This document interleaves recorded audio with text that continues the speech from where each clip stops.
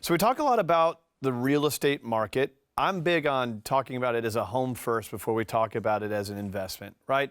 I always suggest that my parents still live in the house that I was raised in. I mean, that's so valuable as memories go. Our neighbors still live there. I mean, that to me is what real estate's all about, the community that we build.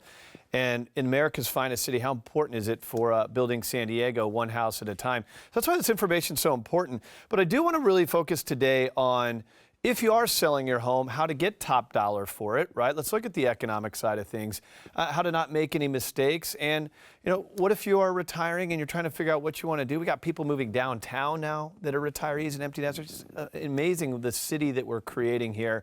And it's all done one house at a time, and there's nobody better to help us understand this than our good friend. You see him on the show all the time. You hear him on my radio show, George Lorimer. George, good to have you on the show, man. Thanks, Craig.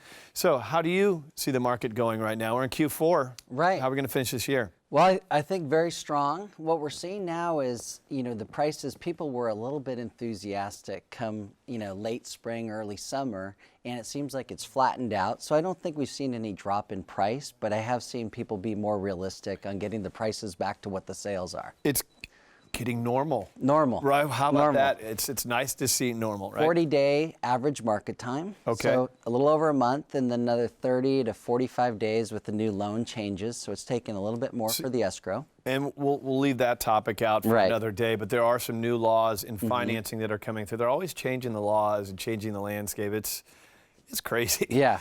So you're selling a house, right? You want to get this home sold. Now, everybody's got a different story. Maybe you're moving up. Maybe you have a job transfer. Maybe you have to. Your house underwater, whatever it is. But there's certain strategies to selling. Help us identify some key strategies. Okay, so here's 3 common home selling strategies and mistakes that you can avoid. So the first thing is pricing. Are you pricing it too high, too low? They can both be problems, Craig. Interesting. Well, I would think in a market with low inventory, I would think that pricing high is something you probably get a lot of people wanting to do. A lot, yeah. So there's typically, here's a quick example. You have a range of prices for a neighborhood, $500,000 up to $550,000 for a similar size home. The sellers will look at the $550,000 and think, my home is nicer than that because of X, Y, and Z, and they'll add that on. When really the range of prices is $500,000 to $550,000, so the one that's $550,000 is probably pretty nice for the neighborhood. Might have a few different things than the other ones, but generally within the range is somewhere where you're likely to sell. One of the cool things you do, and you mentioned this, I think the last time you're on the show, is you'll do a full-blown analysis. A lot of times people rely on these online resources. I'll leave the names out of it, Zillow. They rely on these things that aren't accurate. So, I mean, you can get a comprehensive outlook. George can do that for you. What are some of the mistakes that you've seen people make? So pricing, what else? Yeah, so the pricing, and then also just real quick on the pricing is putting it on at what people are asking. Because we know very often, maybe only 6 or 7 out of 10 properties in a market actually sell. So the other 3 or 4 don't sell. So sometimes when people are they price it based on what's active or what they're competing with. Makes sense. Yeah, the next thing is, when you get an offer that comes in or when you have a buyer in escrow, sometimes sellers want to hold on to that deal too long. There's a contingency period. As opposed to saying, hey, look, the deal's not working. Let's bail on this thing, get a new buyer. Yeah. Interesting.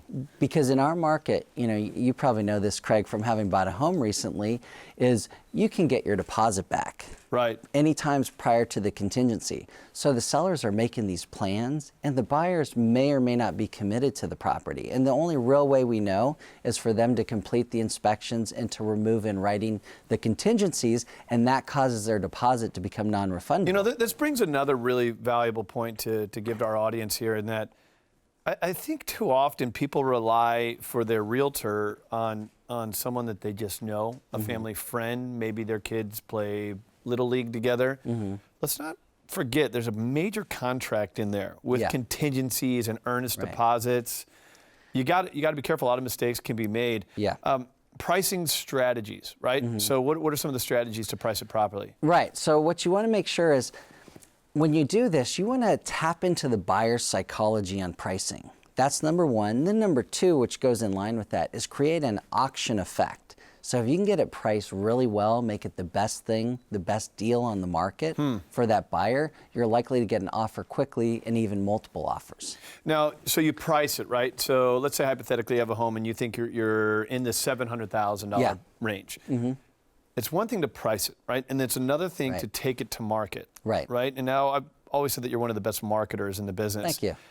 What the world's changed. You know, I mean, people are buying homes online, these 3D tours and even Facebook. I mean, it's crazy.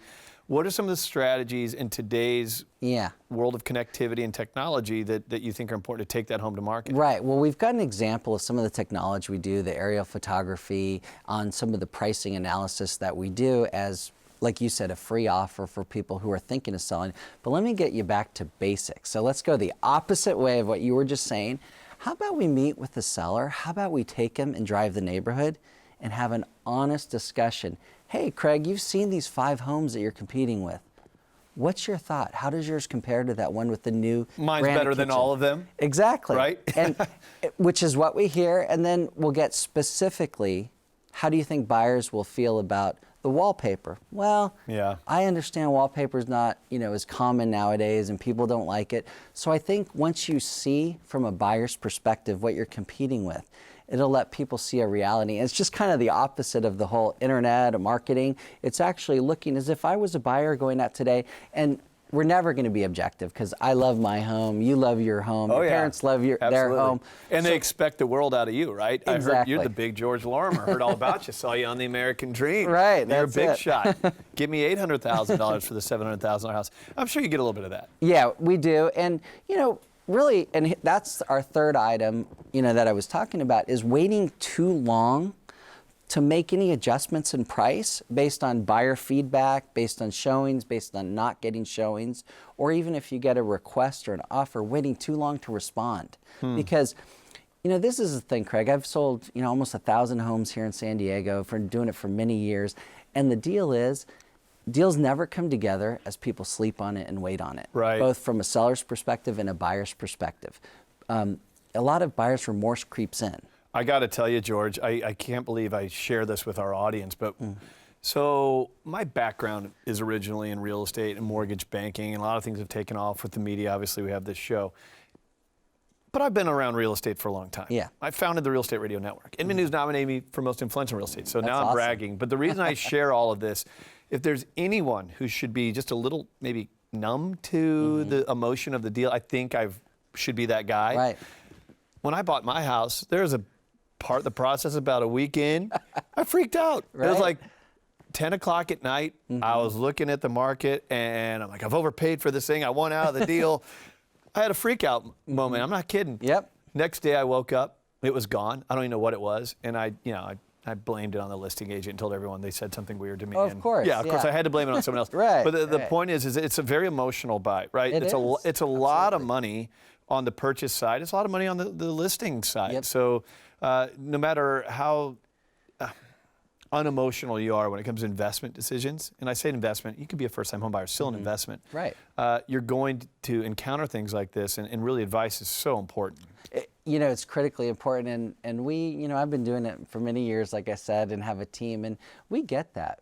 People, they love you in the beginning, then you hit a little bit of turmoil. We're always there. We're patient. We don't take things personally. We know it's a huge decision for people. They get emotional, and we understand it. Here's a good metaphor in parting here. Think about it like an airplane. You're going to hit some turbulence, especially on the financing side. If you're getting a mortgage, new laws coming out, you're going to hit some turbulence, but when you're working with pros, they're going to land the plane, and you're going to be happy that it all worked out for you. And San Diego is America's finest city. What a great place to be able to accomplish the American dream than here. George, appreciate you coming on the show. Thank you. Thank you for coming in here. Always great information and a great guy to connect with outside the show. All right, we're going to be continuing on. We're halfway through. We got more information about what's happening with the market, getting some insurance stuff, going to get to some of your emails.